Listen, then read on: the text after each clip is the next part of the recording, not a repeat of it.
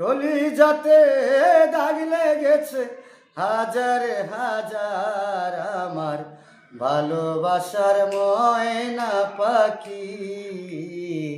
এখন জানি কার আমার ভালোবাসার ময়না পাখি, এখন জানি কার।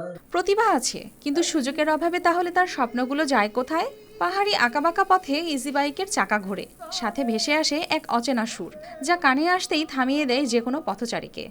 একদিন মাটির ভিতরে হবে ঘর রে মন আমার, কেন বান্ধ দালান ঘর রে মন আমার, কেন বান্ধ দালান ঘর।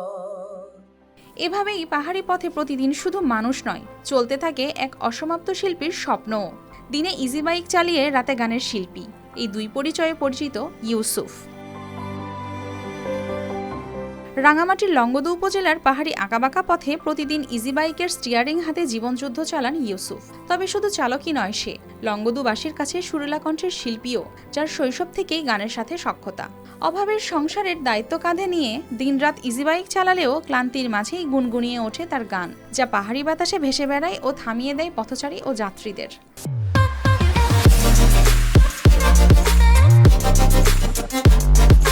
ইজি বাইক মালিক সমিতির এক সদস্য। এই অটো চালাইয়া এই মোটামুটি এই সংসার চলে। এই শিল্পী অর্থর কারণে গান গাইতে পারে না, মানে কোনোখানে যেতে পারে না।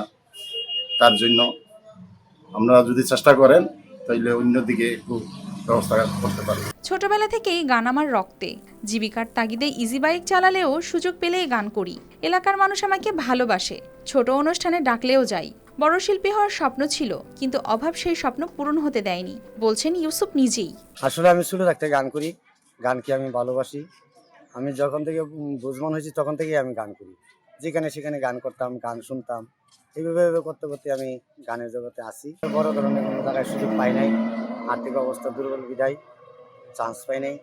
তবে আমি এখনও আশাবাদী যে কোনো জায়গায় যদি সুযোগ পাই এরকম ধরনের, তাহলে আশা আছে যে আমি গাইতে পারবো। স্থানীয়দের মতে ইউসুফের কণ্ঠে প্রতিভার ঘাটতি নেই, শুধু সুযোগ আর সহায়তা পেলে হয়তো সম্ভাবনার পথ খুলে যেতে পারে। ছেলেটা আমাদের এলাকার খুব ভালো, দরিদ্রের কারণে ভালো একটা জায়গায় যেতে পারতেছে না, খুব ভালো গান করে। চাই ছেলেটা আরো সামনে এগিয়ে যাক। বেগিমান হক সবাই দোয়া থাকবে। পাহাড় ঘেরা এই জনপদে ইউসুফ মিয়ার মতো প্রতিভা সহজেই হারিয়ে যেতে পারে, তবু আশা না ছেড়ে গান গেয়েই স্বপ্ন দেখেন তিনি। একদিন হয়তো তার কণ্ঠ পাহাড় পেরিয়ে পৌঁছাবে দেশ জুড়ে। News desk, RTV।